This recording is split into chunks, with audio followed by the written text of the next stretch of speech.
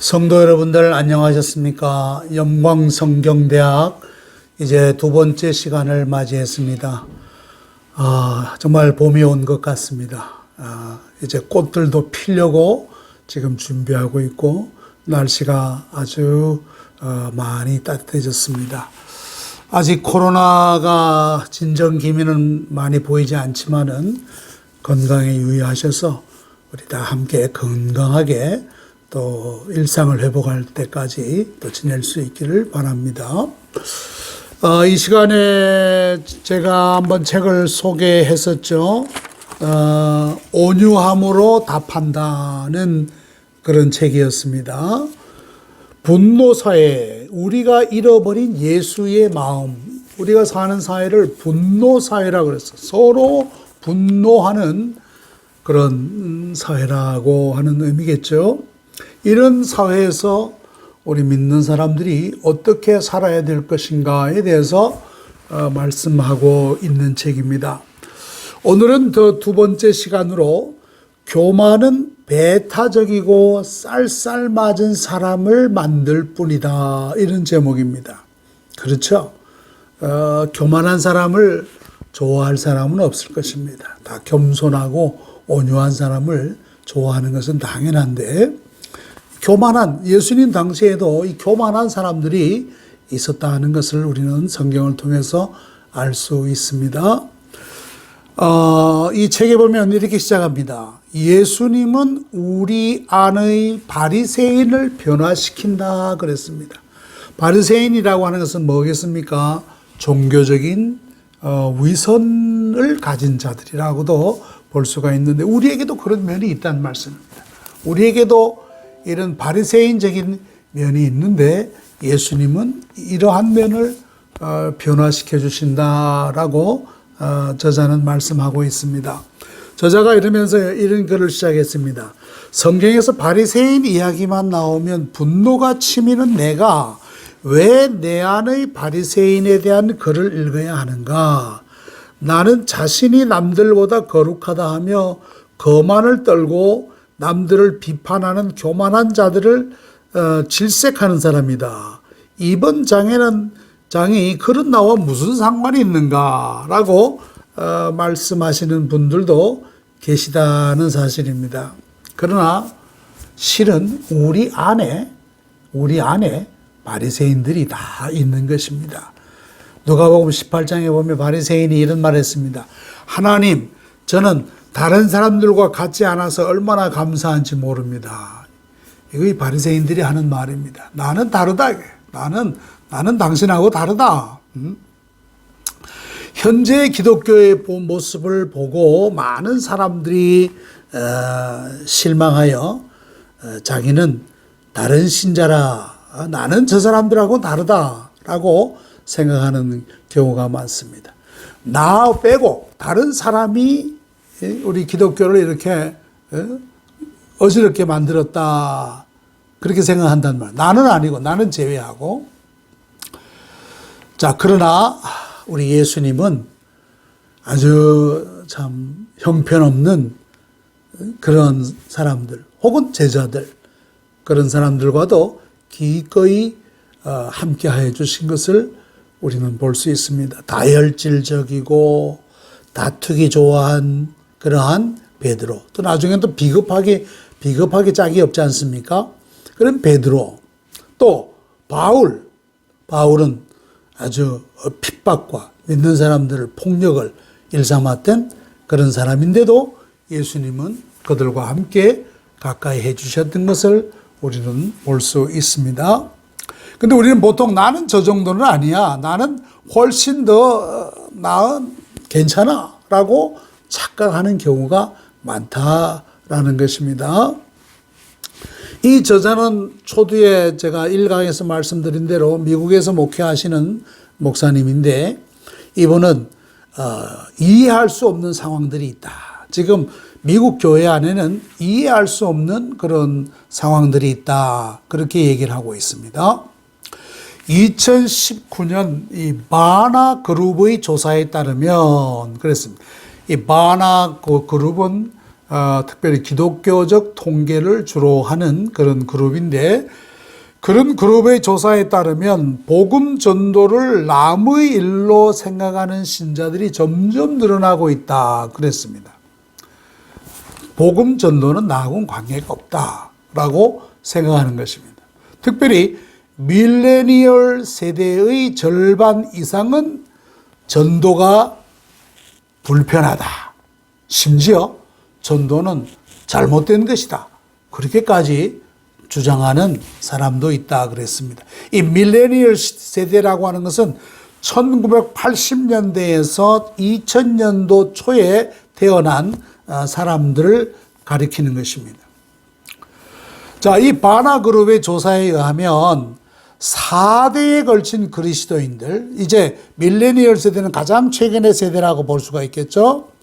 4대, 증조부까지 이르는 이런 4세대에 걸친 크리스찬의 97%는 이렇게 말한다고 합니다. 사람에게 일어날 수 있는 가장 좋은 일은 예수님을 알게 되는 것이다.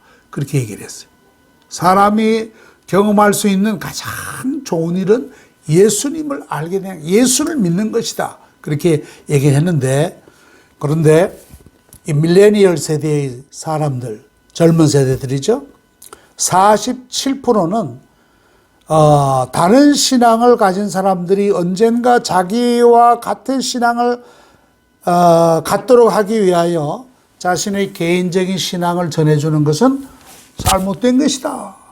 그렇게 생각하고 있다. 그러니까 전혀 정말 이 신세대 사람들은 과거의 사람들과는 전혀 다른 그런 면을 보여주고 있다라고 생각할 수가 있겠습니다. 자, 그러면 1세기의 그리스도인들, 초창기, 초대교회의 교인들은 어떠하였는가 하는 것을 이 저자는 말씀합니다.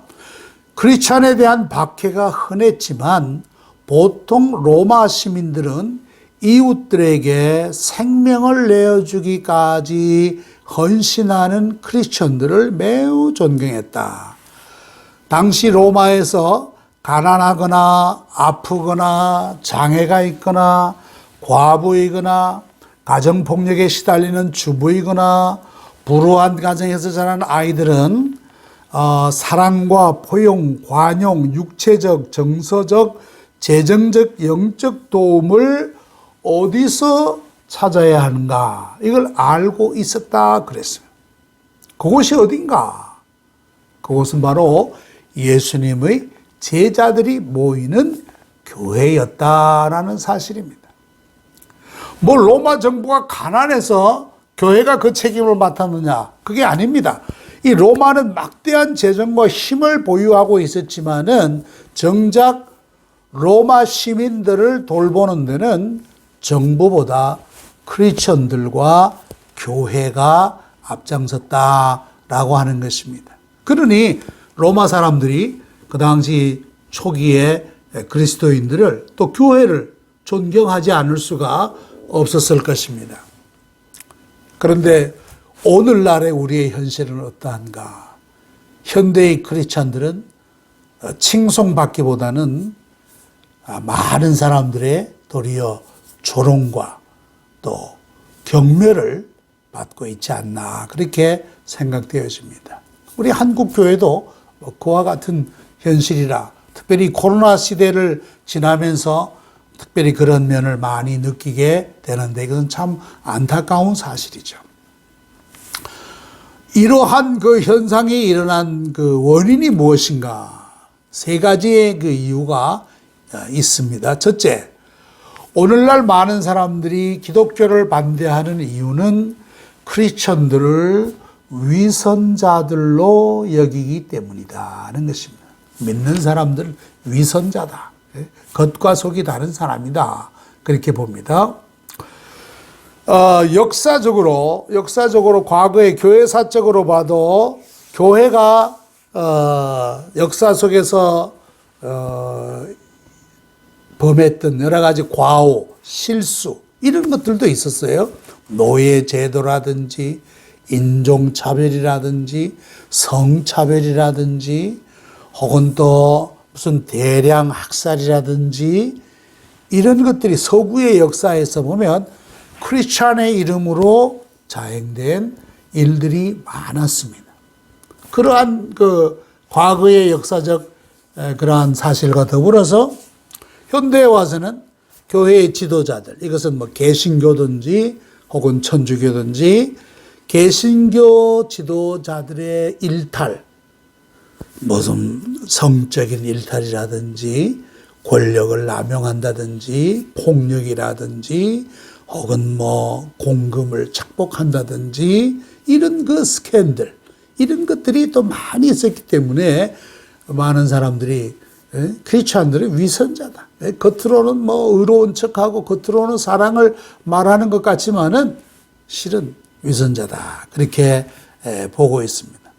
그래서 믿는 사람들을 편협적이고 비판적이고 동정심이 없는 또 나누어지기 좋아하는 그런 분열적인 그런 사람으로 여기기 때문에 많은 사람들이 기독교를 배척하고 있다라고 볼 수가 있겠고, 두 번째는 이 저자는 말합니다. 기독교와 파벌 정치 때문에 오는 혐오감이 있다는 것입니다.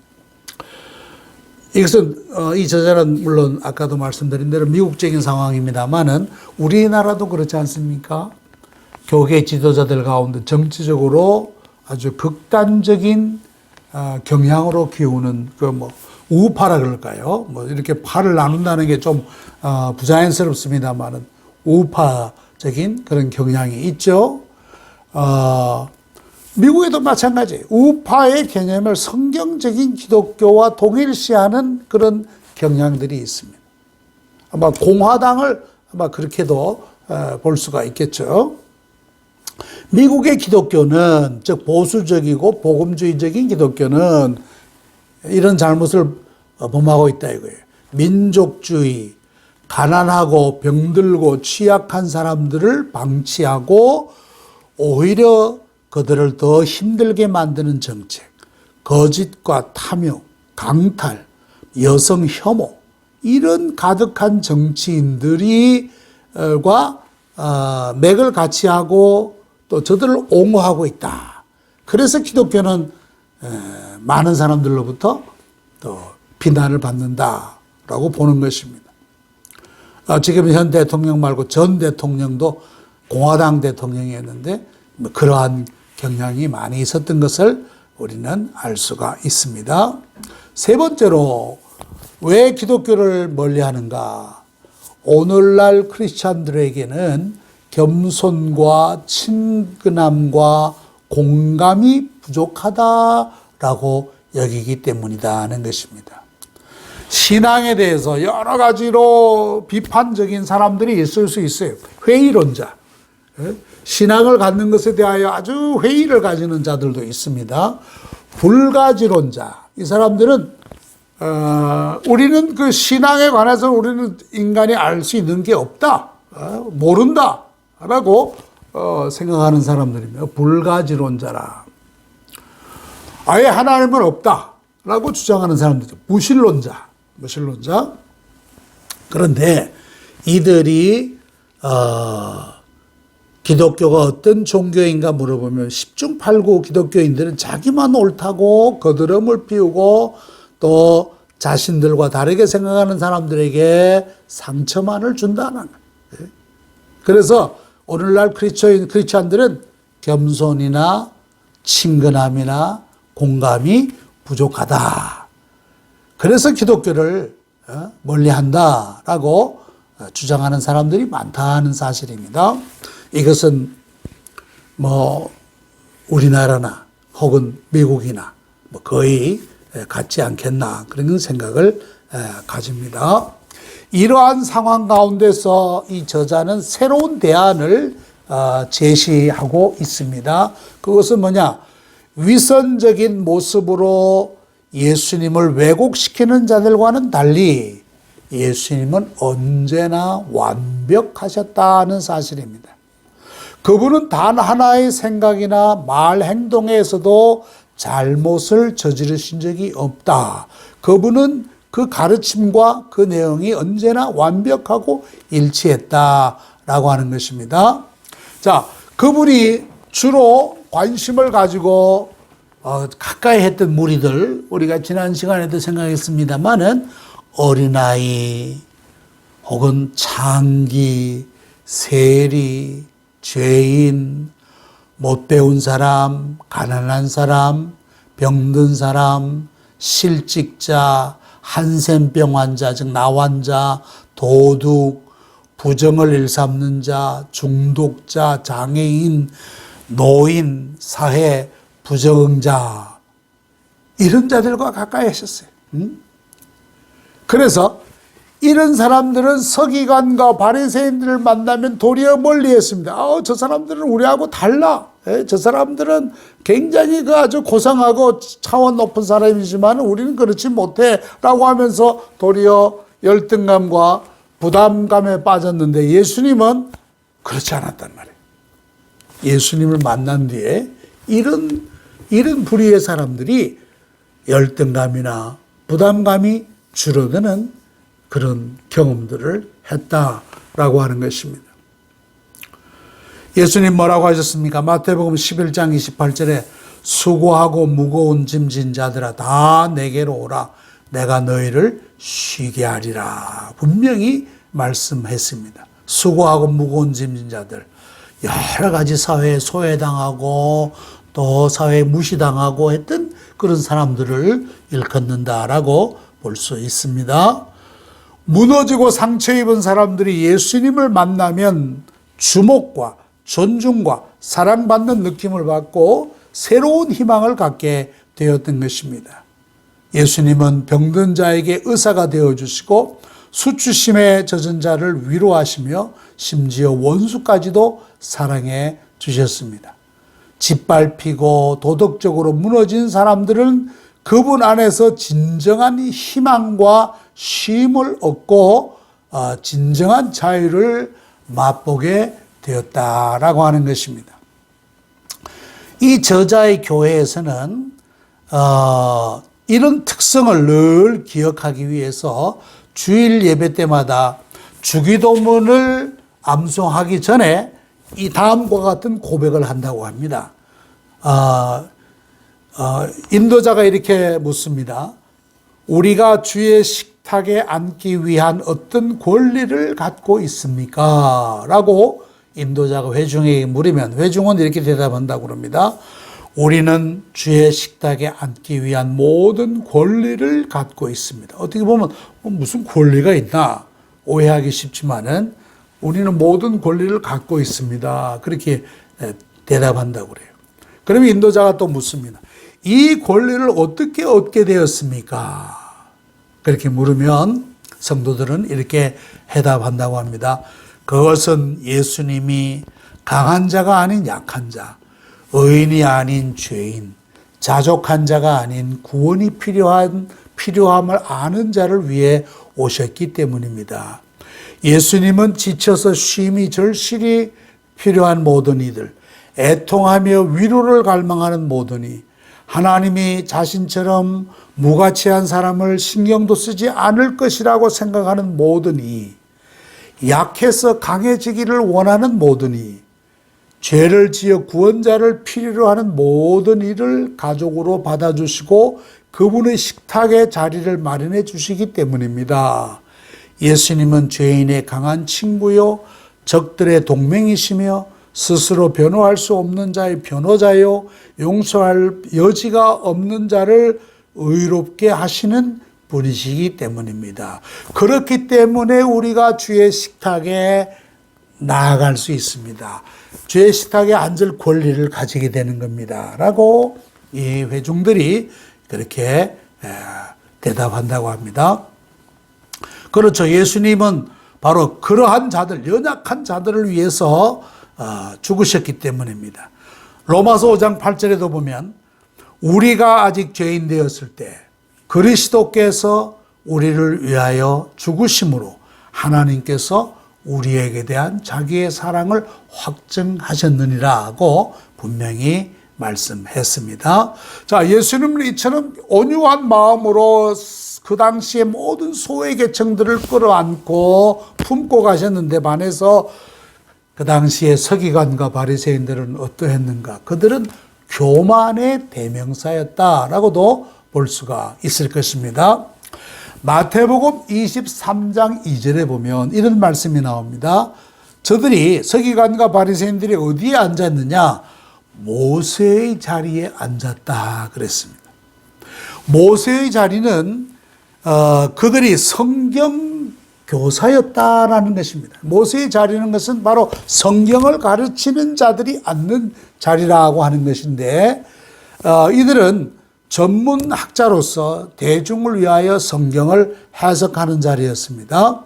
그런데 어느 순간부터 이 서기관과 바리새인들은 변질되기 시작했다는 것입니다. 어떻게? 그들은 하나님의 말씀에 의하여 다루어지는 것이 아니라 마치 자신들이 하나님의 말씀을 다루는 자처럼 굴기 시작했다라고 하는 거죠. 이것이 문제죠. 자기들이 하나님의 말씀에 다루어지는 자가 아니라 저들이 마치 하나님의 말씀을 다루는 자처럼 굴기 시작했다라는 것입니다. 그들은 하나님의 말씀 아래 서지 않고 남들보다 심지어 하나님보다 위에서 그 말씀을 도리어 이용하는 그런 자들로 변질되었다. 여기에서 교만이 나왔다라고도 볼 수가 있습니다. 유진 피터슨이라는 분이 성경을 아주 쉽게 번역했습니다. 메시지 성경으로 만들었는데 거기에 보면 이 서기관들과 바리새인들의 행위를 마태복음 23장 3절의 말씀을 뭐라 그러느냐? 모두 겉만 번지르르한 가식이다 그랬습니다. 겉만 번지르르한 가식이다. 꾸며진 것이다. 다시 말해서 그들의 모든 행위는 화려해 보이는 패션쇼와도 같다. 패션쇼. 그 모델들이 뭐 아주 화려한 옷을 입고 등장하지 않습니까? 그들의 종교는 무대 의상이고 사람은 관중이며 하나님은 무대 담당이자 조연일 뿐이었다. 자기들이 주인공이에요. 자기들이. 그러면서 교만이 나왔다라고 볼 수 있습니다. 그래서 이 종교적 교만이 얼마나 위험한가. 종교적 교만은 온유함을 죽이는 킬러다. 이분이 그렇게 주장했습니다. 종교적 교만은 온유함을 죽이는 킬러와 같다라는 것입니다. 어떤 식으로든 나타나든 자신을 높이고 스스로 구원하려는 바리새인들과 서기관들의 태도, 이것은 바로 그런 태도는 가짜 기독교를 만들어내는 것과 같다 그랬습니다. 이 바리새인과 서기관들이 당연히 해야 될 일은 뭐냐? 하나님과 사람들을 사랑하는 것보다 이들은 말이죠. 규칙을 지키기 위하여 노력하고 은혜 안에서 쉬는 것보다 남들의 인정을 받기 위해 노력하며 예수 그리스도와 그의 완성된 사역을 축하하기보다는 의무를 수행하는 데만 바빴던 사람들이 바로 누구냐? 바리새인들과 서기관들이었다는 것입니다. 그러니까 그런 식으로 해서 자기를 높이고 또 스스로 구원에 이를 수 있다라고 생각했던 사람들이 바로 이 서기관과 바리새인들인데 이들은 실은 교만한 사람들이다. 종교적 교만은 온유함을 죽이는 킬러, 죽이는 사람, 킬러와 같다라고 얘기했습니다. 이 저자가 그 중간에 이런 얘기를 했습니다. 영화 얘기를 했습니다. 영화. 무슨 영화냐? 아마데우스라는 영화를 예를 들었습니다.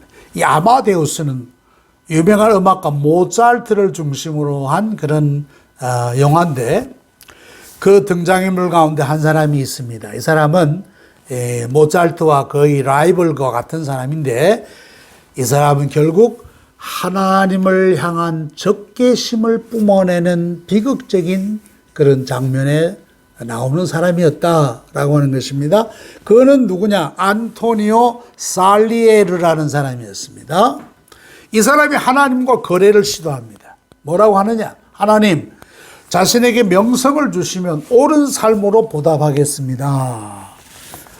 나에게 명성을 주신다면 나도 나의 음악을 가지고 오직 하나님께만 영광을 돌리겠습니다. 그런 약속을 합니다.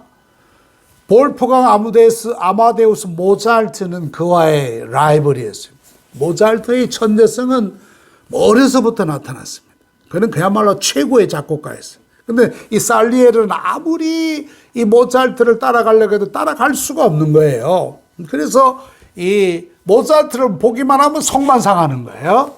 그는 누구보다도 열심히 노력했지만은 천재 모차르트를 따라갈 수가 없었어요. 이 살리에르가 그 영화에서 하나님을 비난합니다. 이제부터 당신과 나는 적입니다. 당신이 교만하고 철없는 꼬마를 도구로 선택하고, 모차르트를 말하는 거예요. 내게는 당신의 화신을 알아볼 수 있는 능력만 주었으니까요. 당신 같은 불공평하고 부당하고 불친절한 신과는 상종하지 않겠소. 맹세합니다. 당신의 피조물을 최대한 방해하고 괴롭히겠소. 당신의 화신을 망가뜨리겠소. 즉 모차르트를 내가 망가뜨리겠소. 그렇게 얘기를 해. 그렇게 살리에르가 하나님 앞에서 그런 말을 합니다. 이것은 뭐냐? 자기를 망가뜨리는 거예요. 망가뜨리는 거예요. 하나님의 적이 됨으로써 자신의 가장 큰 적이 되어버린 것과 같다라고 볼 수 있습니다. 잠언 16장 18절에 보면 교만은 망하는 지름길이라 그렇게 말씀했습니다. 자, 서기관과 바리새인들은 저들은 자기들이 하나님보다 위에 있고 하나님의 말씀을 다스림을 받는 것이 아니라 우리가 하나님의 말씀을 다스리는 그런 위치에 있는 사람으로 착각하면서 온유함이 아니라 교만이 드러나게 되었던 것을 볼 수가 있습니다. 우리 기독교도 사랑 없는 율법만 있고 또 반면에 은혜 없이 진리만 있고 포용 없이 비판만 있고 환대 없이 배척만 남아있다면 이것은 예수님의 마음에서 멀리 떨어진 그러한 종교에 지나지 않을 것입니다. 그러니까 우리도 조심하지 않으면 서기관과 바리새인이 될 수밖에 없어요. 우리 안에 바리새인이 될 수 있는 자격이 충분히 있다는 사실입니다. 그래서 교만에 빠지거나 또 반면에 극단적이고 무법적인 또 자유주의적인 그런 교만으로도 흐를 수가 있다라고 저자는 주장하고 있습니다. 의사가 필요한 것은 건강한 사람이 아니라 병자이다. 예수님은 의인이 아니라 죄인을 부르러 오셨다. 그 예를 들어서 탕자의 예를 들었습니다. 탕자 부자 아버지가 두 아들이 있지 않습니까? 둘째 아들이 아버지 재산을 다 가지고 나가서 허랑방탕해서 다 탕진하고 돌아올 때 아버지가 그를 아주 사랑으로 영접해 줍니다. 나중에는 큰아들도 오라 그럽니다. 두 아들 모두를 향해 초대합니다. 그것은 은혜와 용서, 환영, 축하의 자리로 오라는 것입니다. 그처럼 우리 하늘 아버지께서도 우리 인간들을 향하여 온유한 초대를 하고 계시다. 율법을 어긴 자나 율법에 얽매인 자나 모두 다 잃어버려질 수 있지만은 다시금 찾아질 수도 있다. 온유하신 그리스도는 탕자와 바리새인까지도 다 초대해 주신 것을 볼 수가 있습니다. 우리가 믿음이 있노라 하면서 너무 자기중심적이고 또 자기 의를 나타내는 그런 일만을 일삼는다면 우리도 역시 서기관과 바리새인과 같은 교만함에 빠질 수가 없는 것입니다. 그러나 예수님은 이러한 탕자나 혹은 바리새인까지도 다 저들을 온유하게 초청하는 모습을 우리는 볼 수 있습니다. 온유가 이 사회, 분노하는 사회에서의 유일한 답이다라는 것입니다. 그래서 우리는 이 분노 사회에서 우리가 잃어버린 예수님의 마음을 회복하여야 하겠다라고 하는 것입니다. 그것이 바로 오늘 이 저자가 두 번째 강의에서 우리에게 강조하고 있는 것입니다. 온유함으로 답한다. 우리가 주님을 닮은 온유한 사람으로서 또 세상에서 복음을 드러내는 하나님 나라를 또 확장하는 그런 신실한 성도님들이 되시기를 바랍니다. 오늘은 여기까지 하겠습니다. 감사합니다.